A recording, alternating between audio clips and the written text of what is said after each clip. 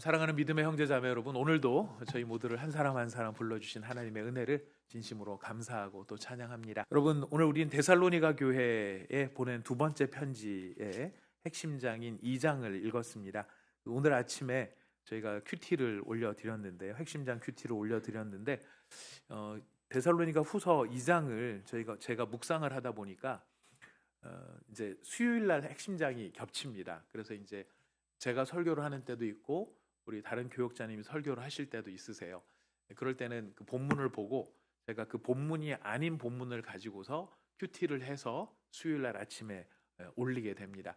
근데 보통 때는 이렇게 본문이 이렇게 여러 가지 내용들이 있는 것은 요거를 하더라도 요거를 빼가지고 또 이제 큐티를 올리고 하면 되는데 데살로니가 후서 2장은 전체가 다 논리적으로 연결이 되어 있는 본문이더라고요.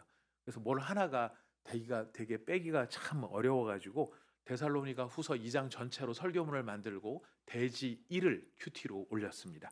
그리고 대지 2, 3을 수요 예배 때 이렇게 해야 되겠다 해서 했는데 제가 다 이렇게 정리해놓고서 설교를 하려고 보니까 대지 1을 읽으신 분들이 얼마나 될까라는 생각이 들어서 앞에 어쨌든 정리는 하고 가야 되겠다 이런 생각이 좀 들었습니다.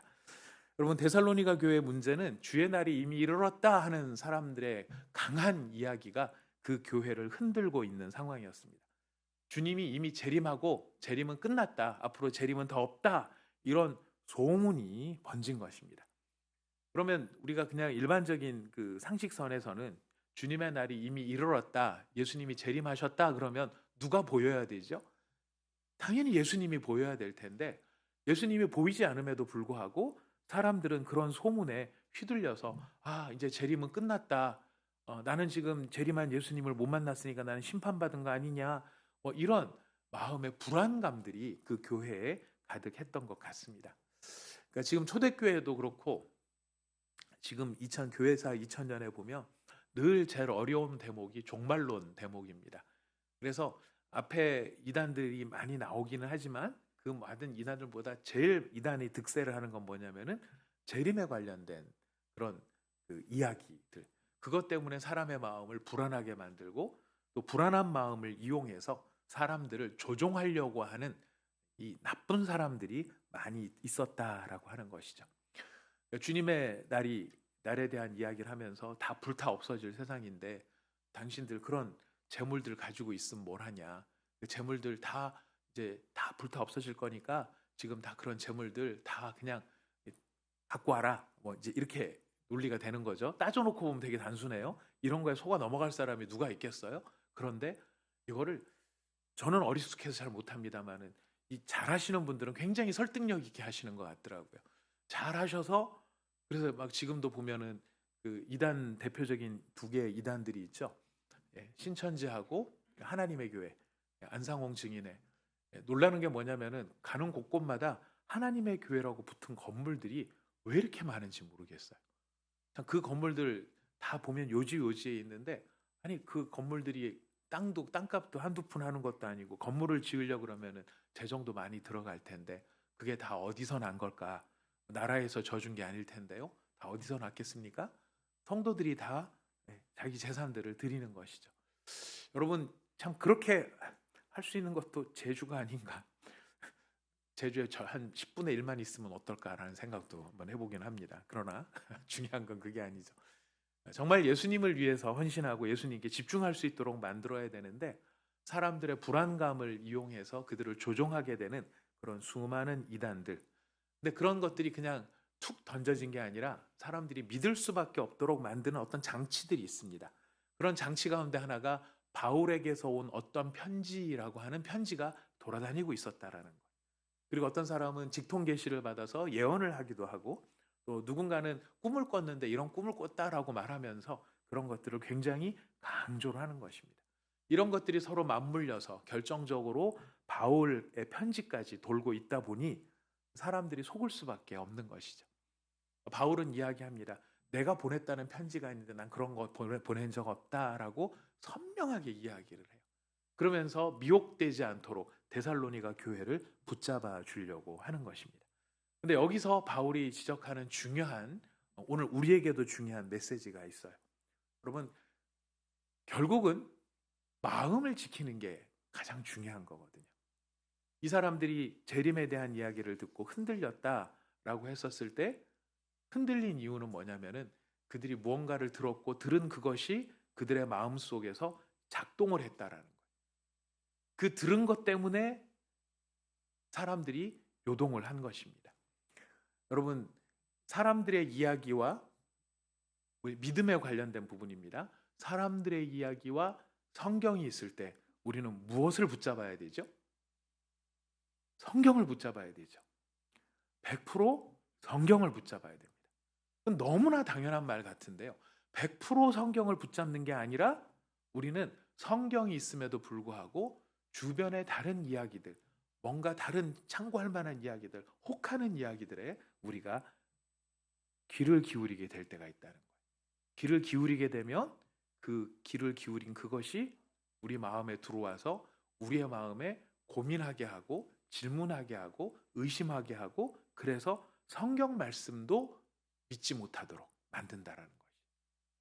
성경 말씀이 기준이고 사람들의 이야기를 말씀으로 판단해야 되는데 그 사람들의 이야기를 가지고 성경을 판단하려고 하는 그런 모습들이 우리한테 보이더라 하는 것입니다.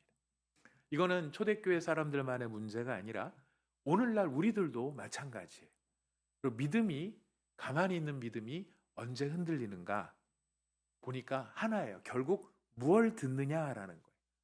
무엇을 듣고 그 들은 것을 내 마음에 밀어버릴, 이거는 가치도 없어라고 밀어내 버릴 건지 아니면 그것을 마음에 둘 것인지, 그것이 우리의 마음을 안정시키기도 하고 요동하기도 하더라라는 것입니다. 여러분들은 누가 이야기를 하고 무슨 이야기를 하면 사리분별을 잘 하시죠. 그래서 절대 이거는 세상에 어떻게 그럴 수가 있어? 아니야, 그거 아닐 거야. 이렇게 여러분들 견고하게 요동하지 않으시는 분들이시죠. 적어도 저는 그렇다고 알고 있습니다. 근데 누가 이게 막 무슨 이야기를 하면 누가 예를 들어서 이제 개인에 대한 이야기들도 있을 수 있겠죠. 야, 그분이 그 사람이 그랬대. 그럼 대도 않는 말 하지 마. 그 사람 그런 사람 아니야. 하고 탁 치우고 돌아섰는데 돌아서면 우리가 잊어버립니까? 그 말이 마음에 남아 있을 때가 있어요. 그래서 그런 사람 아니야. 그렇게 자기가 입으로 얘기했는데도 불구하고 돌아서서 혹시 그런 사람일까? 이렇게 생각이 나더라는 것이에요. 그건 옳다 그르다의 문제를 떠나서 우리 마음의 구조를 보자라는 겁니다. 우리 마음이 뭔가가 하나가 탁 들어오면 거기에 대해서 요동하지 않는 그런 구조를 갖고 있는 게 아니라 우리 마음은 영향을 받을 수밖에 없는 그런 연약함들이 누구에게나 있더라라고 하는 것입니다. 그러니 중요한 게 무엇일까요? 무엇을 듣느냐가 굉장히 중요한 것이죠. 그럼 로마서 10장 17절 여기에 관련된 아주 중요한 말씀입니다. 로마서 10장 17절. 같이 읽어보겠습니다. 나왔습니다. 읽어보겠습니다. 시작.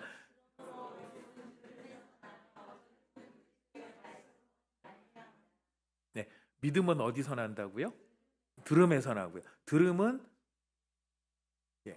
잘 보십시오. 그리스도의 말씀을 듣는 자는 그 들음 때문에 복음을 믿게 돼요. 자, 그런데 그리스도의 말씀으로 말미암지 않은 다른 것을 들은 사람은 그 들음으로 인해서 다른 것을 믿게 되는 거죠. 무엇을 듣느냐가 그래서 굉장히 중요한 것입니다. 누구 말을 들을 것인가? 무엇을 들을 것인가?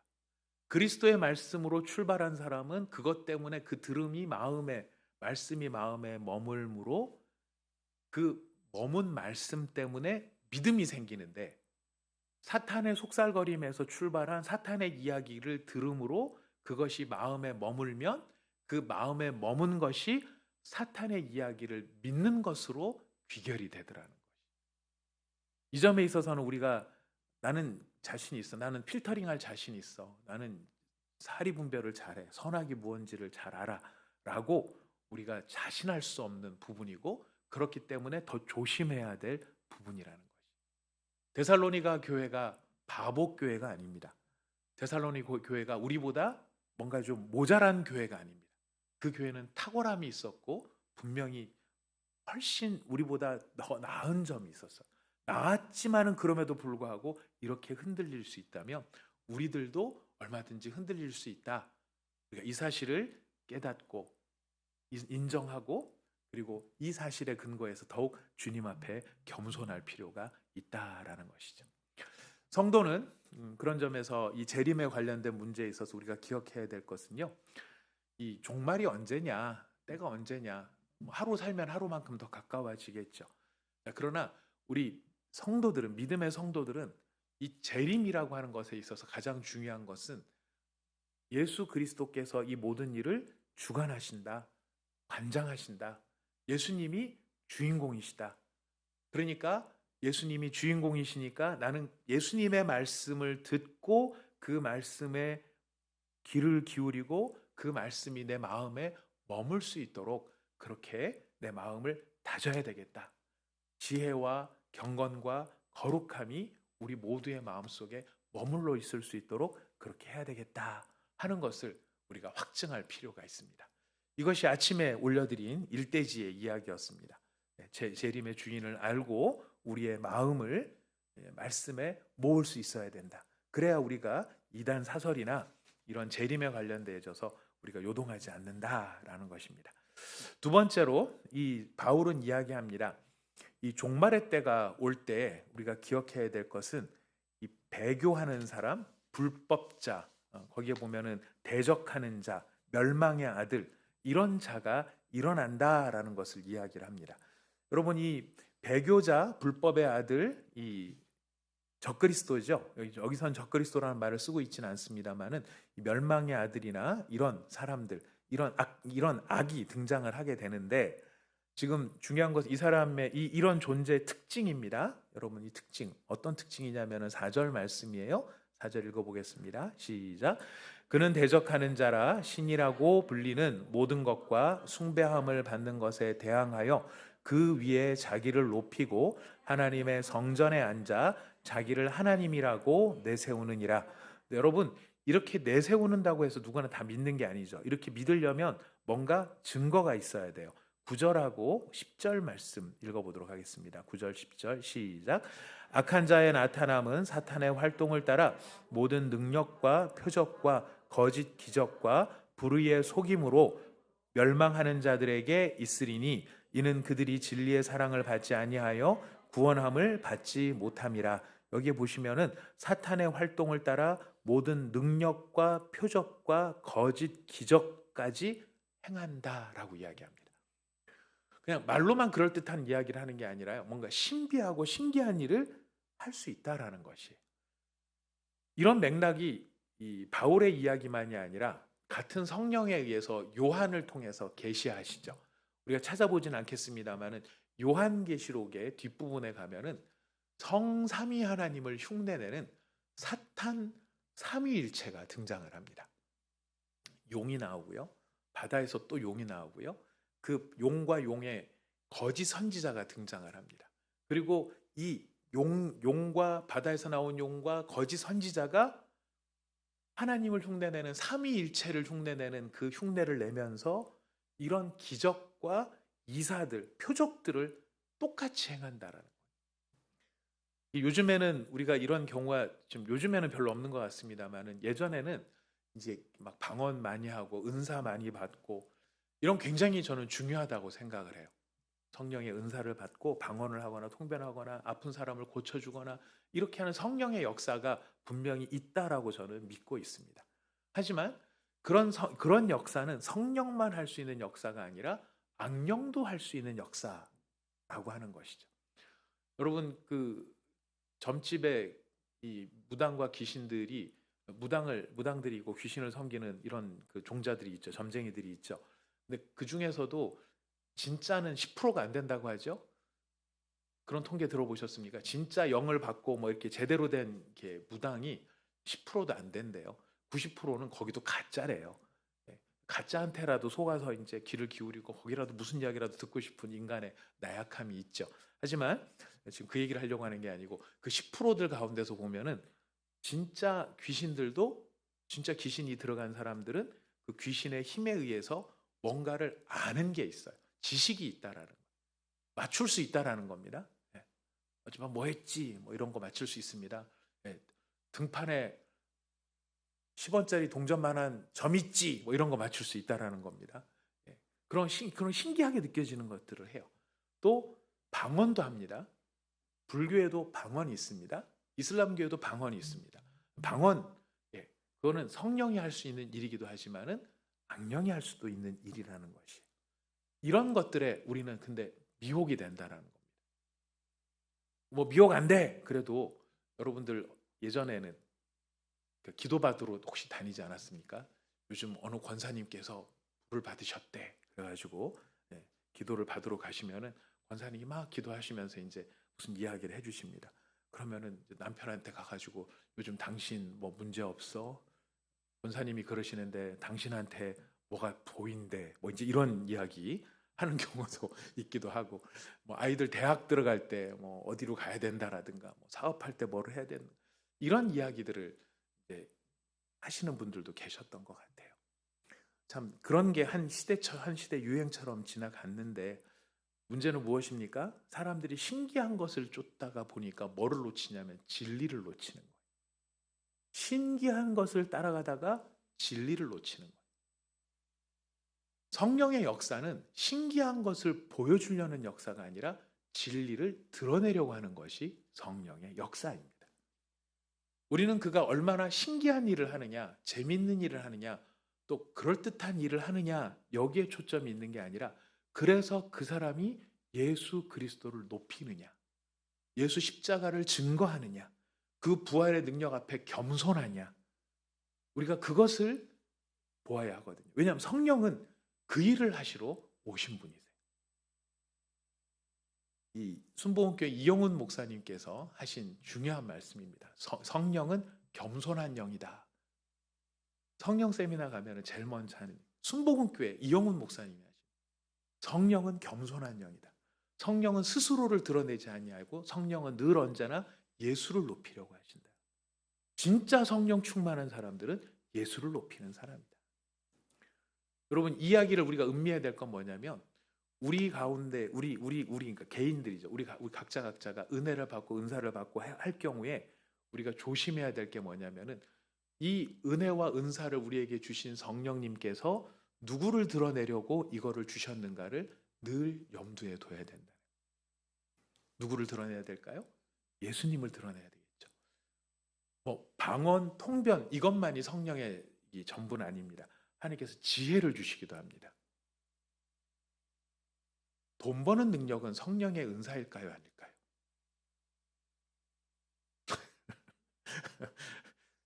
돈 버는 능력은 성령의 은사일까요? 아닐까요?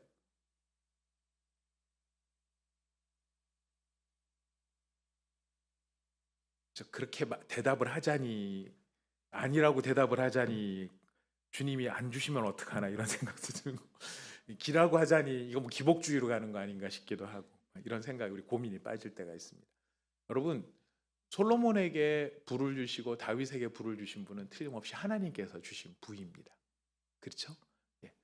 중요한 것은 그런 부를 주셨다라고 하는 것으로 끝나는 게 아니라 하나님은 그 부를 주실 때 목적이 있으시다라는 거예요. 뜻이 있으시다라는 거예요. 우리에게 재물을 주시고 지혜를 주시고 가정을 주시고 배우자를 주시고 자녀를 주신 것, 이거는 우리 자신을 드러내기 위함이 아니라 이 모든 것을 관장하시는 하나님을 높이고 예수 그리스도를 드러내라고 주신 것이죠. 우리가 이 모든 것을 바르게 사용하는 가장 중요한 방법은 이 모든 것 하나님께 영광을 올려드리고 주님 앞에 겸손한 것이 필요하다라는 것입니다. 그 겸손을 잃어버릴 때 누구의 길로 가게 되느냐, 누구의 모습처럼 되느냐, 지금 데살로니가 후서에 등장하는 불법의 사람, 멸망의 아들들, 대적하는 자들의 모습과 다를 바가 없어진다라는 것입니다. 그래서 우리가 기억해야 될 두 번째는 신기한 것이 아니라 진리를 쫓아가자라는 것을 기억해야 합니다. 진리를 쫓아가야. 그럼 항상 진리를 쫓아야 됩니다. 이 악당의 특징 10절 아까 읽으셨는데요. 10절 뒷부분에 보면 이는 그들이 진리의 사랑을 받지 아니하여 구원함을 받지 못함이라. 멸망하는 자들, 악한 자들, 대적하는 자들, 불법의 사람, 멸망의 아들, 거기에 미혹된 사람들의 특징이 무엇이냐면 진리의 사랑을 받지 아니하여 구원함을 받지 못함이라. 그들이 구원함을 못 받았기 때문에 미혹됐다라는 거예요. 미혹된 이유가 뭐냐면 뭐를 안 받기 때문이에요? 네. 진리의 사랑을 받지 못했다. 이거 잘 이해해야 되는데요. 진리가 저를 사랑하지 않았으니까 유기된 자다 이렇게 느껴지는 게 아니고 그들이 진리를 사랑하는 것, 진리를 사랑하는 것을 그들이 거부한 거예요. 진리 사랑함을 받지 아니하니까 구원도 받지 못하는 거예요. 언제나 중심에 두어야 될 것은 바로 진리를 사랑하는 일이라는 것 여러분 기억해야 합니다. 어떤 때 어떤 상황이라도 우리가 두려워할 것이 없는 것은 내가 진리를 사랑하는 마음을 우리가 마음속에 간직하고 있고 방향성을 잡고 있다면 우리는 제대로 된 길을 가고 있다 생각할 수 있을 것입니다. 죄의 본질은 하나님을 거부하는 것이죠. 하나님을 거부하는 사랑의 부재가 모든 죄를 키우는 일이 됩니다. 그래서 우리는 항상 진리를 따라야 하고요. 두 번째로 우리가 이 대목에서 기억해야 될 건 뭐냐면 이 악당들이 힘이 세요. 막 표적도 행하고 이 기적도 행하고 막 이렇게 이런 것들도 막 세요. 하지만 기억해야 될 것은 하나님은 하나님의 허락이 없이는 뭐 하나도 안 떨어집니까? 참새 한 마리도 안 떨어져요. 이 악당들이 지멋대로 할 수 있는 게 아니라 하나님의 허락하시는 범위 안에서만 움직일 수 있다라는 거예요. 왜 이 이야기를 바울이 강조하는 걸까요?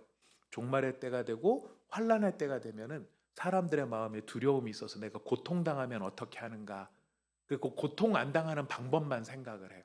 아니면 그걸 피할 수 있는 길만을 생각을 합니다. 하지만 더 중요한 게 있어요. 이 모든 것을 통제하시는 분이 누구이신가? 하나님이시다. 그렇다면 우리가 그 하나님을 더 의지하는 마음, 진리를 사랑한다는 게 다른 게 아닙니다. 하나님을 더 의지하는 것이고 하나님께 순전하게 우리 자신을 드리는 것이 진리를 사랑하는 모습이 되는 것입니다. 사랑하는 여러분, 우리 개인도 가정도 교회도 하나님이 주신 복이 많이 있습니다. 여러분, 그러할 때에 우리는 더 어떤 모습을 가져야 될까요? 주님 앞에 겸손한 모습, 그리고 주님께서 이것을 왜 주셨을까? 왜 주셨을까? 우리가 그것을 알고 바르게 사용하는 일에 우리의 마음을 모아야 할 것입니다. 사랑하는 여러분, 그러시면 주님께서 더 많은 것을 맡기시겠죠. 신뢰할 수 있으니까 더 많은 것을 맡기실 것입니다. 우리가 이 사실을 기억하면서 진리를 사랑하는 자로 우뚝 서야 할 것입니다. 마지막 세 번째로 바울은 성도들이 이런 마음을 가져야 된다는 것을 강조합니다. 13절부터 17절 좀 깁니다만은 다시 한번 좀 천천히 읽어보도록 13절을 먼저 읽어보도록 하겠습니다. 13절 시작. 주께서 사랑하시는 형제들아 우리가 항상 너희에 관하여 마땅히 하나님께 감사할 것은 하나님이 처음부터 너희를 택하사 성령의 거룩하게 하심과 진리를 믿음으로 구원을 받게 하심이니. 거기까지만 읽습니다. 지금 사도 바울은 이 재림 문제 때문에 또 이단 문제 때문에 흔들리고 요동하는 사람들한테 진리를 사랑하라 말하면서 말하는 첫 번째 진리가 무엇이냐면 우리는 창세 전에 이미 택함을 받은 하나님의 사랑을 입은 사람이라는 것을 기억해야 된다라는 것이. 모든 요동하는 상황에서 내가 병에 걸리든 뭐 자식이 내가 원하는 대로 잘 풀리지 않든 내가 하는 사업이 어려워졌든 이런 고난이 찾아올 때가 있습니다. 어려움이 찾아올 때가 있습니다. 그럼 대번에 우리 마음속에 드는 첫 번째 이 의문은 무엇입니까? 혹은 마음속의 생각은 무엇입니까? 하나님이 나를 버리셨나? 하나님이 나를 사랑하지 않나? 하나님이 나를 사랑하지 않는 거 아닐까? 이 생각이 우리 마음에 제일 먼저 찾아옵니다. 그 제일 먼저 찾아오는 걸 보면 사탄은 항상 시험이 들면 우리한테 제일 먼저 던지는 게 하나님의 사랑을 의심하게 만드는 일인 것 같아요. 하나님의 사랑을 의심하게 만들고 하나님을 의심하게 만드는 게 사탄의 도전인 것 같아요. 그래서 그거를 이기는 첫 번째 진리가 무엇이냐? 모든 상황 속에서 우리가 기억해야 될 것은 하나님이 우리를 사랑하신다. 어떤 경우에도 하나님은 나를 사랑하신다. 그래서 처음부터 택하사 처음부터 택하사. 창세 전을 의미하죠. 다른 성경의 빌립보서나 에베소서에 보면 창세 전에 너희를 택했다. 하나님이 너희를 택하셨다는 사실을 어떤 상황에서도 의심하지 말아라. 여기에 견고히 서면 이게 진리예요, 여러분. 다른 게 진리가 아니고 우리가 진리를 사랑하는 마음의 첫 번째 진리. 하나님은 나를 사랑하신다. 영원히 사랑하신다. 여러분, 하나님은 변하시는 분이십니까? 변하지 않는 분이십니까? 변하지 않는 분이세요. 사랑하는 사람을 혹시 잃으시는 때가 있을지 모를 겁니다. 언젠가 우리한테 다 그런 이별의 때가 찾아오죠. 우리 열심히 기도합니다. 열심히 기도합니다. 저도 저희 아버님 57세, 이제 아버님 57세에서 27살 때 아버님이 돌아가시는데, 아버님이 이제 입원해 계시는 날 저는 새벽 기도에 나왔어요. 새벽 기도를 인도를 하고 있었어요. 기도를 하는데 그렇게 기도가 막 뜨거운 기도가 나오고 막 기도가 잘 나오더라고요. 저 마음속에 하나님께서 아버지를 고쳐주실 모양이다 그랬는데 이틀 뒤인가 돌아가셨거든요. 딱 그러니까 제 마음속에 그 기도는 뭐였지? 그런 열정 있는 기도, 막 하나님을 높이는 기도, 막 사랑하는 기도, 이런 기도는 뭐였지? 우리 아버지 너무 젊으신데 고생만 하셨는데 내가 뭐 아무것도 해드린 게 없는데 지금 보내드리면 안 되는데, 이런 마음이 저에게 확 찾아오니까 마음속에 좀 섭섭함, 이런 것들이 막 있더라고요. 조금만 더 사셨으면 어땠을까? 조금만 더 계셨으면 어땠을까? 그러니까 막 그런 들어온 마음에 안타까운 마음 속에서 빚어지는 거지만, 하나님이 내 기도, 그 기도가 뭐였지? 이런 생각들이 들더라고요. 여러분, 그럴 때라도 우리가 제일 먼저 기억해야 될 건 무엇일까요? 하나님은 나를 사랑하신다. 모든 상황 속에서 하나님은 나를 사랑하신다. 우리를 사랑하신다. 이 사실은 변함이 없다. 영원히 변함이 없다. 하나님 변하지 않으신다. 여러분 꼭 기억하시기를 바랍니다. 하나님은 나를 사랑하신다. 네. 여러분, 이 하나님이 우리를 사랑하시기 때문에요. 14절 말씀입니다. 14절 읽어봅시다. 시작. 이를 위하여 우리의 복음으로 너희를 부르사 우리 주 예수 그리스도의 영광을 얻게 하려 하심이니라. 이를 위하여 우리의 복음으로, 바울과 사도들의 복음이죠. 그 복음으로 너희를 부르셨다라고 이야기해요. 복음이 너희에게 와 닿았다. 무슨 말이에요? 우연이 된 일이 아니다라는 거예요. 우리는 사도행전을 보면 마치 우연처럼 보이는 일들이 많아요. 우리가 사도행전 사도행전 말씀 묵상하면서도 보지 않았습니까? 바울과 실라가 빌립보 감옥에 갇힌 일은 그냥 놓고 보면 해프닝 같은 거예요. 괜히 귀신 쫓아내고 거기 사람들이 막 하고, 그래서 이제 두들겨 맞고, 그래서 빌립보 감옥에 던져지고, 마치 우연처럼 보여지는 일들이지만 우리가 배우지 않았습니까? 누가 바울과 실라를 그 감옥으로 파송하셨습니까? 하나님이 파송하신 거예요. 사람으로 봐서는 우연한 일처럼 보일지 모르지만 하나님은 계획이 있어서 하신 일이에요.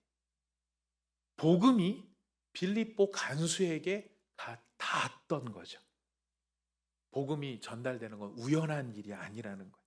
하나님이 우리를 부르신 사건이다. 부르신 사건이다. 그래서 그 부르신 사건 왜 불렀느냐?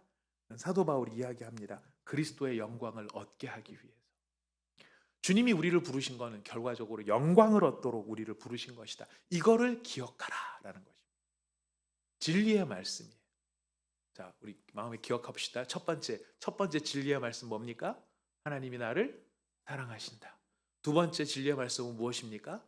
나로 하여금 영광을 받게 하시려고, 그리스도의 영광을 받게 하시려고 우리를 부르신 것이다.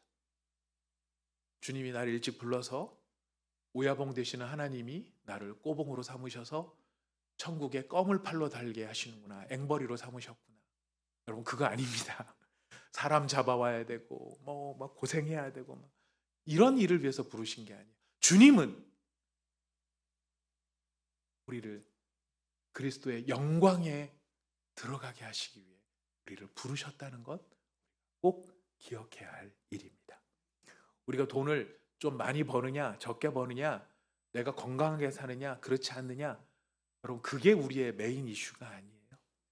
우리의 메인 이슈는 흔들리지 않는 가장 중요한 주제는 주님이 나를 예수의 영광에 들어가게 하시기 위해서 부르셨다.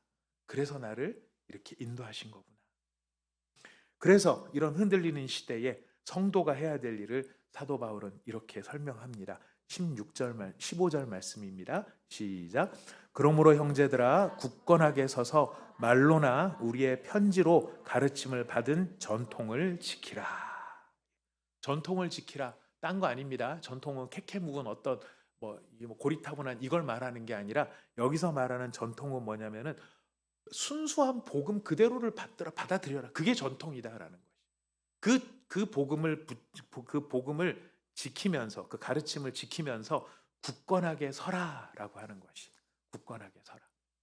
사랑하는 여러분, 성도들이 하나님 앞에 가져야 될 가장 중요한 것은 제 마음을 하나님 앞에 온전히 드립니다. 요동하지 않겠습니다. 흔들리지 않겠습니다. 라고 하는 굳건한 마음을 갖는 것이 필요해요. 우리의 가장 연약한 부분은 아까 서두에도 말씀을 드렸습니다. 우리는 자주 요동한다라는 것이죠.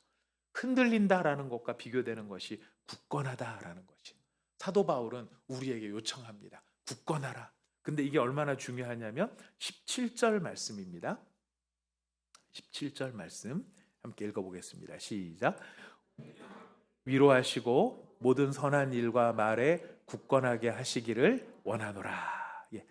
굳건하게 하라 그러면서 사실 사도 바울은 아는 거예요.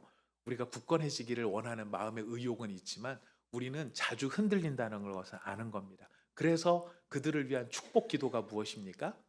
하나님께서 너희의 마음을 굳건하게 하시기를 원한다. 하나님의 도우심을 구하는 것이죠. 그래서 우리는 하나님 앞에 사명을 받은 사람들입니다. 어떤 사명을 받았냐면 남을 흔드는 사람이 아니라 남을 굳건하게 세워줘야 될 사명을 받은 사람. 여러분, 저를 만나시면 흔들리십니까? 굳건하십니까? 굳건해지십니까? 별로 만날 일이 없어서 뭐 그런 것인가요?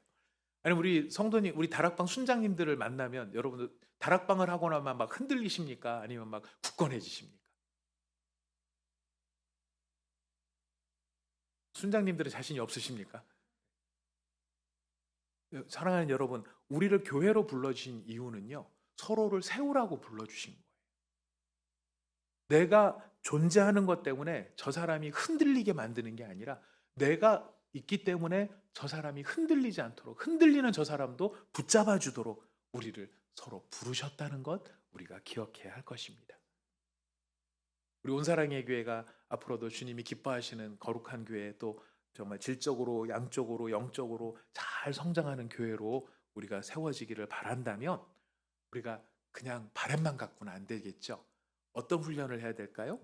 나로 말미암아 흔들리는 사람을 굳건하게 해주는 것, 붙잡아주는 것. 그냥 멀쩡하게 굳건히 서 있는데 그냥 막 흔들어 제끼는 그런 사람들이 아니라 막 흔들리는 사람을 딱 붙잡아주는 사람이 돼야 됩니다. 근데 조심하셔야 될 거는 딱 붙잡아주다가 너무 붙잡아서 같이 흔들리시면 안 됩니다. 거기에 우리 누구의 도움이 필요할까요? 성령의 도움이 늘 필요한 것입니다. 그리고 우리 성령의 도움을 힘입어서 기도하는 마음이 필요하죠. 내가 붙잡아 줄 수 있으면 너무 좋겠지만 우리가 같이 요동할 수 있기 때문에 성령님 이런 상황에 도와주십시오. 굳건해져야 됩니다. 무엇에 굳건해져야 될까요? 일단은 주님이 나를 사랑하신다. 확신하는 일. 그리고 우리의 목표는 그리스도 예수의 영광에 있다라는 것. 그래서 여러분 굳건하게 되는데 지금 아까 우리가 읽은 17절 말씀에 보면 너희의 모든 선한 일과 말에 굳건하게 하시기를 원하노라 이야기합니다. 선한 일을 지속해야 되는 것이고요. 선한 말을 지속해야 되는 것이죠. 우리는 마음이 섭섭해지면 안 하고 싶어집니다. 그냥 똑같아지고 싶죠. 네가 이렇게 했어? 그럼 나도 이렇게 할 거야. 네가 나한테 이런 식으로 얘기했어? 나도 이렇게 할 거야. 오늘 좀 유연하네? 그럼 나도 좀 유연해야지. 여러분 이렇게 우리는 반응을 할 때 상대편의 반응을 가지고서 우리가 대응을 할 때가 많이 있어요. 근데 모든 선한 일과 말에 굳건하라라고 하는 것은 상대편이 어떻게 하든 나는 똑같이 하는 거예요. 이게 굳건한 거예요. 이게 굳건한 거예요. 이게 누구의 모습일까요? 예수님의 모습이고 성령님의 모습이고 하나님의 모습. 당신이 내게 뭐라고 할지라도 나는 한결같이 당신을 존중하겠습니다. 이것이 복음의 정신이고요. 이것이 모든 선한 일과 말에 굳건한 거예요.